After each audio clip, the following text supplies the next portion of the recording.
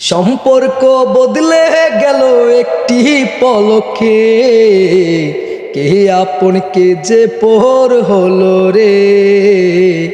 বুঝবে সে কন্যা যখন এলো রে, যেন খুশির বন্যা বয়ে গেল রে। নিউজ কি করব ভাই, ভাই সম্পর্ক বদলে গেল একটি পলকে। মিডিয়াতে যখন একটা নিউজ দেখলাম যে আমাদের প্রধানমন্ত্রী শেখ হাসিনা কোথায় আছেন জানেন? ভারতে আছেন। কার কাছে জানেন? ভারত সরকার মোদির কাছে আছেন। কিন্তু অবাক করার মতো একটা দৃশ্য ভাই, তিনি কিন্তু সেই মোদির কাছেও ঠাঁই পাচ্ছেন না, সেই ভারতেও ঠাঁই পাচ্ছে না। ভারতের মানুষ তাকে বিদায় করে দিচ্ছে ভাই। ভারতের মানুষও ওই মানুষটাকে এখন ঘৃণা করতেছে, ধিক্কার জানাইতেছে। যে মানুষটা তাকে খুব ভালোবাসতো, তাকে দেখার জন্য বাংলাদেশে ছুটে আসতো, অবশেষে সেই মানুষটাই তাকে জায়গা দিচ্ছে না। প্রিয় দর্শক, একটা ভিডিওর মাধ্যমে দেখলাম যে বর্তমান দায়িত্বপ্রাপ্ত ভারপ্রাপ্ত যে সভাপতি তিনি বলছেন যে প্রধানমন্ত্রী শেখ হাসিনাকে অবশ্যই গ্রেপ্তার করে বাংলাদেশে পাঠানো হোক। ভারতকে তিনি সেই নিউজটা বলতেছেন। ভাই খুব আশা নিয়ে আমাদের প্রধানমন্ত্রী মোদির কাছে গেলেন, কিন্তু তার আশাটা নিরাশা হয়ে গেল ভাই। তিনি কষ্ট পাইছেন ভাই। শত হলেও তিনি আমাদের সাবেক প্রধানমন্ত্রী ছিলেন, আমাদের জন্য অনেক কিছু করেছেন, অনেক উন্নয়ন করেছেন আমাদের জন্য, আমরা অস্বীকার করব না, অনেক ভালোবাসা দিয়েছেন।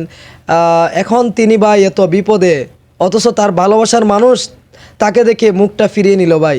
দিল্লিতেও তার জায়গা হচ্ছে না, ভারতে তার জায়গা হচ্ছে না, তার জায়গা হবে কোথায় সেইটা জানার জন্য আমার মনটা অস্থির হয়ে আছে ভাই। কেউ যদি সত্য ঘটনাটা জানেন তাহলে অবশ্যই আমার কমেন্ট বক্সে জানিয়ে দিবেন। ভাইরে ভাই, গানটা এখন মনে পড়তেছে। সম্পর্ক বদলে গেল একটি পলকে। কালকে যিনি রাজা ছিলেন আজকে তিনি প্রজা হয়ে গেলেন, কিন্তু তার ক্ষমতা নাই বলে আজকে তাকে কেউ জায়গা দিচ্ছে না। অহংকার পতনের মূল ভাই, বুঝতে পারছেন? এই প্রধানমন্ত্রী শেখ হাসিনাকে দেখে আপনারা একটু চিন্তা করুন যে এত সহজে তিনি তার ক্ষমতা ছেড়ে দিবেন এবং দেশ ছেড়ে এইভাবে তিনি পালিয়ে যাবেন, কেউ কি কল্পনা করেছিলেন? ভাই আন্দোলনের শুরুতে যদি তিনি ছাত্রদের দাবি মেনে নিতেন, আজকে এত রক্ত, এত মায়ের বুক খালি হতো না, বাংলাদেশের জনগণ আজকে এত রাস্তায় মরে পড়ে থাকতো না। ভাই মানুষ আসলে পাপ করলে ভাই বাপকেও ছাড়ে না। আপনি যত পাপ করবেন, যদিও আপনি লুকিয়ে করেন, কেউ না দেখুক, সৃষ্টিকর্তা তো দেখে, আল্লাহ তো দেখে। ভাই গণকবরের কথা মনে পড়লে ভাই বুকটা হাহাকার করে, কষ্টে বুকটা ফেটে যায় ভাই। কত মায়ের বুকের, কত মায়ের বুক, কত মানিক রতন, কত বাবার চুকের মণি, কত মায়ের নারী চেরা ধন এই গণকবরে কাফন চারা হয়তো দাফন হয়ে শুয়ে আছে ভাই। আমরা জানতাম না। এই যুদ্ধ হওয়ার পরে সংসদ ভবনের পিছনে যখন সেই সন্ধানটা পাওয়া গেল, খুবই কষ্ট পেলাম ভাই সেই নিউজটা শুনে, যে আমাদের প্রধানমন্ত্রী এইরকম একটা জঘন্য নিকৃষ্ট কাজ করতে পারেন।